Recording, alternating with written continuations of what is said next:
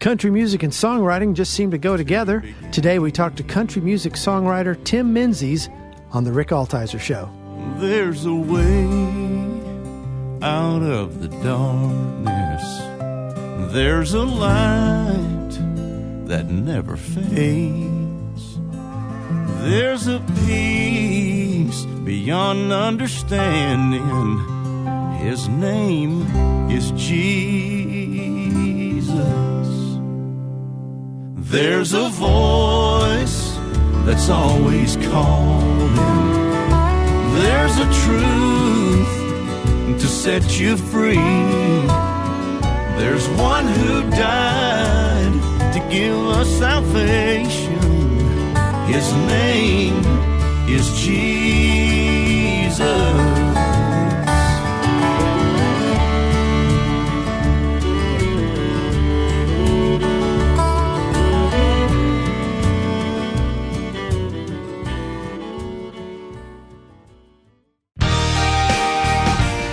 From Nashville, Tennessee, Music City, USA, and the home of hot chicken, it's the Rick Altizer Show. Sit back, buckle up. Rick will talk with the movers, shakers, and creators who put Christ in Christian entertainment. He's a man who's clear so the world can hear. Here's Rick Altizer. Hey, thank you for joining me today. That was Bob Allen, the voice of the Rick Altizer Show. So we've got, you listened to a song from Nashville songwriter, recording artist Tim Menzies. Tim is on the show today. Tim, thanks for joining me. Thank you for having me. It's an honor to be here. So Nashville and songwriter, gee. Yes. Wouldn't think those two would go together, would you? Yeah, it's a magnet. Tim is a recording artist. He's a songwriter extraordinaire. He's written songs for, you name the country artist. Let's play a game, Tim. Okay, I'm going to name the country artist, all right? Well, yeah, George Jones. Yes. Okay, who's cut your songs? Tammy Wynette. Yes. Let's see. Dolly Parton? No. Okay. I've worked with her, but she didn't record anything. Oh, but you have worked with her. That counts. That counts. Yeah. I'm going to count that. That's right. Let's see. Reba McEntire. Yes. Yes. Yes. Josh Turner. Yes. No way. Oh, yeah. And you've done some reading, I think. Tammy Wynette, Kenny Rogers, Diamond Rio, Trish Yearwood, Randy Travis, Martina McBride, Trace Atkins. It goes on and on and on and on. It's a big list of guys who've cut your songs and people you've worked with. Just kind of amazing. So I'd like to talk about songwriting today. Okay. I'd like to talk about how your faith interacts with all that, and a little bit about your career. So, so talk to me a little bit. You're born in Virginia, and you had a family band that was doing music. Talk a little bit about that. My mom played guitar and sang as a young girl, and then as she and my father got married, and as the children came along, I was number 3 of 5. Everyone joined the band, and so. I was kind of a mama's boy, so I didn't want to stay with the sitter. So I joined a little sooner than most. So I started singing at about 3 years old. It was a Statler Brothers song called "Does Your Chewing Gum Lose Its Flavor on the Bedpost of the Night," which was appropriate for 3 years old. And so grew up in that family band in Virginia playing country music. And I was unchurched. And so, we played clubs and bars and those kind of things. And how old were you in clubs and bars? 3. You were in clubs and bars at 3. Mm-hmm. How long did the family band go for? Or were you a part of that? My whole life, and then I left and went on the road as my siblings got older, and of course wanted independent lives. And this is the course of a lot of family bands. I see some stay together, but a lot of times as you want to break away. Your dad and your boss being the same person sometimes is a problem. And so the band had kind of been struggling with leaving family members, and I went on the road. I wanted to do full time. We just played on the weekends. And so I guess I was 18 when you left. When you went full time. Yes. So from 3 to 18, 15 years you were in this family band traveling and opened up for a who's who of Christian artists? Well, no, it was all country. Country artists. Yeah, it was all country. And that was a blessing at the time. Richmond, Virginia, many, many country artists came through Richmond, Virginia regularly. And so for a little while, we had a thing there called the Old Dominion Barn Dance. and it kind of rivaled the Ryman for a little while. And what ended up separating the two cities was WSM. You know, when you had a 50,000 watt radio station, and then you get a little bit into the chicken or the egg, but WSM and then the development of recording studios. That's when Nashville started emerging. Because as you know, the very first country music primarily came out of Bristol. Ralph Peer would go around with a reel-to-reel taping people on their porch, including Mother Maybelle Carter and all those people. Right. And but then Nashville emerged. But in those years when I was growing up, we would be the local opening act for everybody. Johnny Cash, Loretta Lynn, Tammy Wynette. And Loretta Lynn was still with the Wilburn Brothers. And so I saw a lot of things as a young child that gives me almost my whole life has been a musical experience. So from 3, you've been playing country music. Yes, so sir. you've really known no other life. I mean, at 3 years old, you're immersed in country music. Absolutely. And you're playing it, performing it. What all instruments do you play? I started out on mandolin because that's what I could fit in my hands. Right. And then my sister left the band first, and so we needed a bass player. So I became a bass player. And then around 15 or 16, I had already fallen in love with guitar because you could write on it. It was difficult for me. I know people do. It was difficult for me to write songs on a mandolin or a bass guitar. And so I had already kind of migrated to guitar. And thankfully, and I didn't know any of this, the Lord knew it, the motor skills that you develop playing any stringed instruments are an asset to the next instrument, the stringed instrument. I never played any wind things, but so guitar at around 15 as the guitar player in the band. And then that became my primary and still is my primary instrument. So basically, if it's got strings on it, you play it. Well, I did, yeah. But it is some of those things. The old adage of it's like riding a bicycle. Some of it is not, because it's all different. You know this. They're tuned differently. Sure, right. And so your instincts of where a note is on stringed instruments, not like a piano, they're all tuned differently, and so you lose that muscle reflex of where the note automatically is. Yeah. I have like 19 guitars at home, and I have like a mandolin and a ukulele. They're all stringed, but I have like a strum stick and these different things. But I dulcimer, different stuff. I like to just get them out and sometimes just play around. Yes. And I'll bring them out like at Christmas time when all the family's around. I'll just bring it out, sit in the corner, and just kind of just play around. Do you do that? You at home? Do you ever just not as much? Stuff? And I think that's a wonderful thing to do with your musical ability. With me, I've been so immersed in it, I can't separate it from what I do. And I noticed that I don't listen to a lot of music to relax. It seems like I can't not be dissecting it. Or analyzing it, or seeing how that fits into a market. But I think being able to pull it out and just play around with it would be something I should do, and especially on instruments you're not playing every day. That's when it would be fun again. It's kind of fun, Get a mandolin or ukulele. I never played a ukulele. Sit there and learn, just make up chords. That's I have no idea how to. I'm just making stuff up. Well, I find I do that too. I analyze. Where it hits me hard is worship. Yes.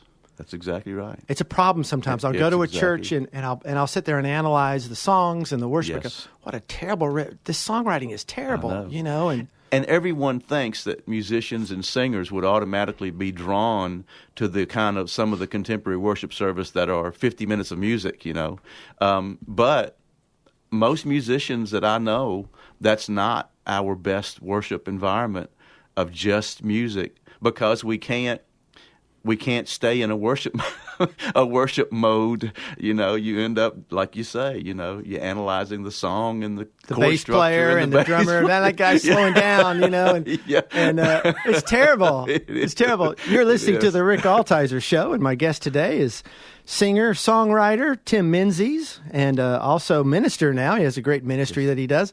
And, before we go any further, if you need more information on Tim, he has a new album that's out right now. Let's talk about the new album a little bit. It's called His Name is Jesus. And you can get more information about that by going to timmenzies.com, and that's Menzies. Very good. I did that from memory. .com. Yeah, I was at my son just moved out to Los Angeles, and I was at a church out there with him, and it's a big church. They have satellites all over, and so he goes to one satellite, and my mom goes to another from the same church. And so I went Saturday night. He had my grandson dedicated, so we loved congratulations. that. And then Sunday I went with my mom to her church, but it's the same church, just different satellites. And the worship was so feminized. Right. I mean, I was shocked. These are big churches in L.A. Yes. The only singers were female. Yes. And all the songs were about how God makes me feel. Yes. It was all feely and touchy, and they didn't have hardly much doctrinal. And this is a big. I'm not going to say who it is. Okay, I hear you. But I will not say the name. Yeah. I don't want to say anything else about that. But it was all the music before you went in was all female singing. There was no male singers up on stage, and all the songs are about how God makes me feel. Yes. And I was going, wow, because so much comes from L.A., and it concerned me. I lead worship at my church, at Hickory Grove PCA Church. It's a Presbyterian church, a small little church, but we have, a great guy there named Daniel Calicott who puts our set list together, and it's so rich in doctrine, but man, we're losing that. And so I get into these churches, and I'm struggling. I'm wanting to worship. I'm wanting to be in it. But I'm analyzing the songwriting. I'm analyzing the words they're using. I'm analyzing, what's behind the song. And what's not. And what's not behind it. And I'm analyzing how feminine it is. And, just going, wow, this is scary. This is really, So I'm just, that's a little tangent. We got off on a tangent there. But that was just interesting to notice that. And I think it's a deficit. And I think it's been caused by men not fulfilling the role that we were created for in God's design. And it's kind of like as the men have dropped the ball, the women have picked it up. And, of course, then you're going to get an imbalance when you don't have male and female. He made them one. When you don't have that in a worship setting. And I personally think that the lack of fathers being fathers and men being men is probably at the root of 90% of what we see as a decay in the culture. Because we can look at Washington, we can look at politics, and all that's true. But the church, that's the salt and the light. And I think that sometimes the men have not lived up to our role. And that would be a cultural as well. I mean, absolutely. You look at all the new superhero movies. We're totally getting off track. This has nothing to do with it, but this is cool. You look at all the new superhero movies, and it's all these tough chick. That's right. Tough chick leads. Being masculine. And the new Captain Marvel is a female. Right. And you can't watch a movie now or any superhero movie without some tough chick beating up everybody. Right. All the new movies, the new Star Wars. The main characters are females. Yes. In all the new Star Wars. And that would be one thing, but at the same time, simultaneously, a male is then looked down on for being masculine. And so it would be one thing to have the female superhero in the mix, okay? But then you can't have the male hero being too masculine, or else it's toxic masculinity, which I think is one of the craziest new terms that is being thrown around, toxic masculinity. Interesting. I tend to think that is a man of God. There you go. Wow. That's interesting. If it's a strong male lead, he's the bad guy. Yes. That's interesting. Exactly right. A masculine male is a bad guy. Yes. That's interesting. I never thought of that. We are way off songwriting. Well, but we're going to get back. But we're in I'm the going to Lord. pull us back. Yes, we are. I'm going to pull us back. So then you have this, at 18, you decide to go. And when did you move to Nashville? Is that about the time you moved to Nashville? No, I had a plan, and I didn't know yet that the Lord laughs at those. And I wanted to go to L.A., and there was a Guitar Institute was a school out there. Yes. 12-month school for guitar players.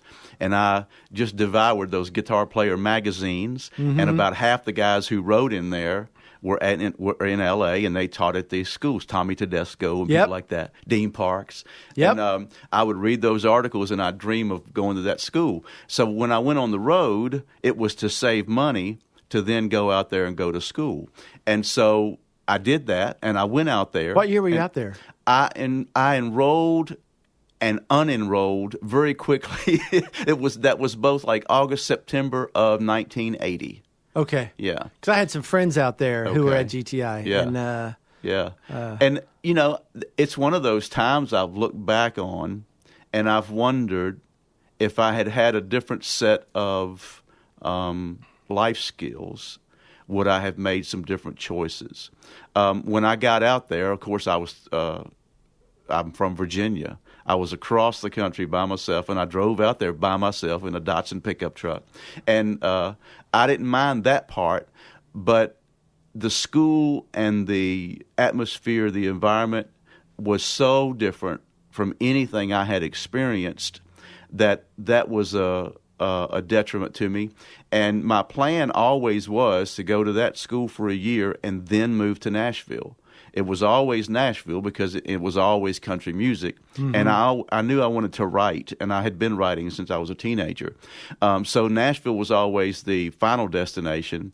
When I got out there, and I don't know what I expected, but it wasn't what was happening. And so I think the last day that you could get a full refund. You got it. I got it. Yeah. You took the refund and then... I got the refund, and instead of going to Virginia, I just never went. I stopped in Nashville. You just take I-40. That's right. And you don't get I've off. made that drive yes, I know more times than I want to. Yeah. And so when I got to Nashville, I stopped. And that was September of 1980, and I've been here ever since. Oh, fantastic. So then from there, you got in a band called Bandana and had a record deal and had some things happen with that. And then did the songwriting start there?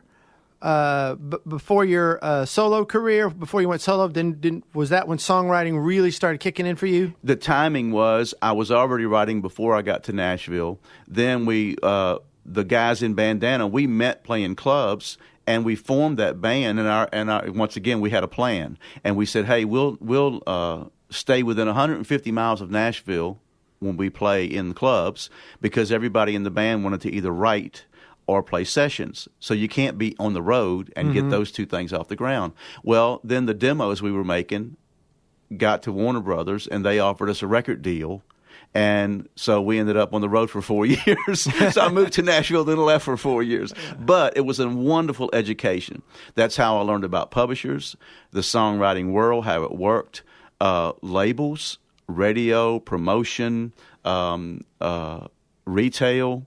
I learned all of those kind of in a guerrilla warfare kind of way, because we were just a bunch of young guys in a van, and we were on Warner Brothers. But especially back then, there was not a lot of financial support to a new band. It was basically they gave you an environment to be successful or fail in, and then it was kind of up to you.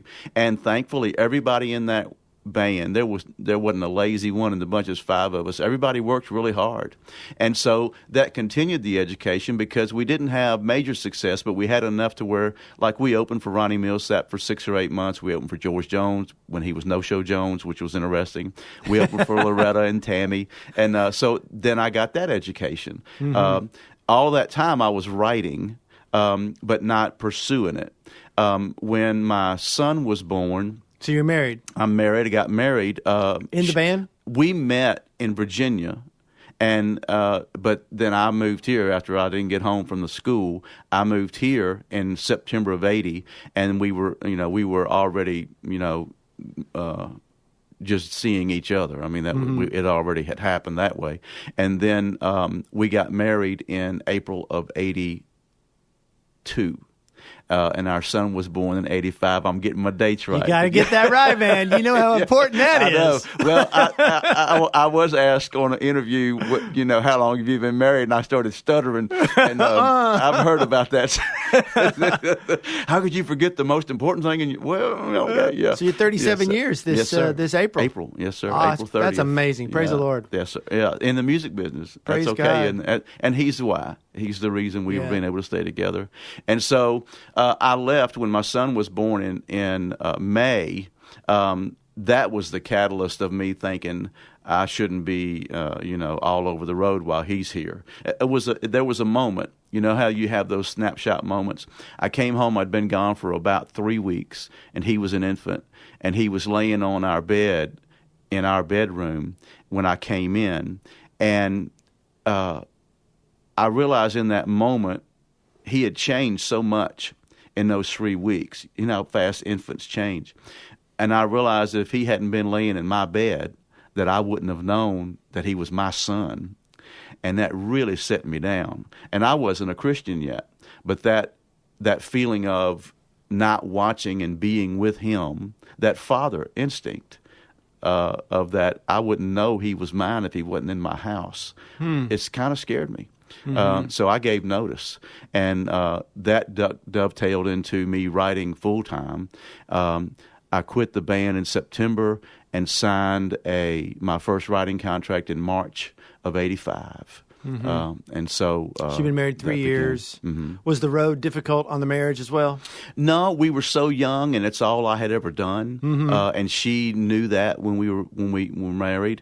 And she had a couple of jobs. Like she got a job. She sings. And so eventually she also was singing in clubs around Nashville. But in the beginning, she got a job like at Opryland hosting at one of the restaurants, mm-hmm. And so she, once again, she doesn't have a lazy bone either. So she wasn't sitting around missing me. And you're young enough to survive it, But you're listening to the Rick Altizer Show. My guest today is Tim Menzies, country music songwriter, singer. And Tim's got a new album out. It's called His Name is Jesus. On it's got the Gaither Vocal Band, and Vince Gill is on it. The Isaacs, Ben Isaac is produced it from the Isaacs. So you can get more information about that by going to timmenzies.com, MENZIES.com, Menzies. And it's some of our stations are public. So I have to be careful how you can get more information. That's how I have to say it. So thank you. Yeah. So I do want to. We got about 4 minutes left. So I think what we'll do, if you don't mind, we'll do a part two. I do want to talk about country music songwriting and what makes a country song. Why just kind of some of the parts of that and the business. But so then from the songwriting, and then you start having success, and everybody, you all of a sudden get all these cuts. Mm-hmm. Then there becomes a solo career after that. Talk a little bit, because you're a singer. Mm-hmm. You have a great country voice, that big, deep baritone country thing. You got that thing going on, So talk a little bit about that and the transition into that. The writing did lead to record deal offers, and there was a song that I wrote that Shannon Doyle recorded called Mama Knows, and that song kind of changed things for me in town among publishers and labels. And I ended up having what was it? It's been a long time. Two record deals as a solo artist in secular country music, and I know now that it wasn't the Lord's plan. At the time, I just thought I had the worst luck you could have. Every time that I would have a product coming out, the politics at the label would change, and it's just the kiss of death, And because the guy who signed you, who's your champion, you got to have a champion, and that guy has about a 2-year lifespan of that label. And if you get him at the wrong period of that cycle, he's gone. Your label, your album comes out, and now the new guy isn't your champion. And he didn't spend that budget, and he doesn't care if you get it back. No, and he knows he's got 2 years, and he's got his guys that he's champion. That's exactly what happened, and it happened to me twice. And so if you get the 24-month guy in his 22nd month, you're behind for your start. You're not. I was too young to know it. Yeah, and the second guy comes along. If he makes you a big, huge star, it doesn't help him. It's like, wow, we shouldn't let that other guy go. Exactly he wants to bring his own guys in and make them big rock stars or big country stars. That's right. You know, because then that's how he negotiates his next contract. Exactly. It makes him look like a big deal. Right. So he just drops you like a hot potato. It happened twice. Yeah. Ah, man. Yeah, I joke, I had a record deal. I have dozens of fans. I sold dozens of albums all over. I got dozens of fans all over the world. I got them. Yeah, a couple in each country. Yeah, my first album went linoleum, Yeah. That's right. Well, gosh, Tim, this has just been a joy having you on the show. Thank you. It's and been a blessing. just so glad you're here. You can get more information by going to timmenzies.com, Menzies. His new album is titled His Name is Jesus, produced by Ben Isaac from the Isaacs, featuring Gaither Vocal Band, Vince Gill, and you can find out more information by going to his site. And Tim, we're going to do a part 2. We're going to talk about songwriting. Wonderful. And talk about your conversion as well. I want to hear about that. So, man, this went quick, didn't it? Yes, sir. 24 minutes. It's a blessing. Boom! Yeah, I'm telling fun. you, it goes fast, doesn't it? That's when it's not work. Yes, that's right. All right. Well, we'll see you. Come back with us next week, and you'll hear part 2 with Tim. Thanks, Tim. Thank you. If there's a show you've missed, you can go to my website, rickaltizer.com, and catch up. Or you can listen to my podcast in iTunes or wherever you hear your podcasts. Just search for The Rick Altizer Show. Altizer is spelled Altizer. I want to thank you for listening. Hey, would you tell a friend about this show and share the love? Be sure to check us out again next week as we discuss how we communicate the gospel through media to our culture. Let's be clear so the world can hear. I'll talk to you next week. Thanks for listening.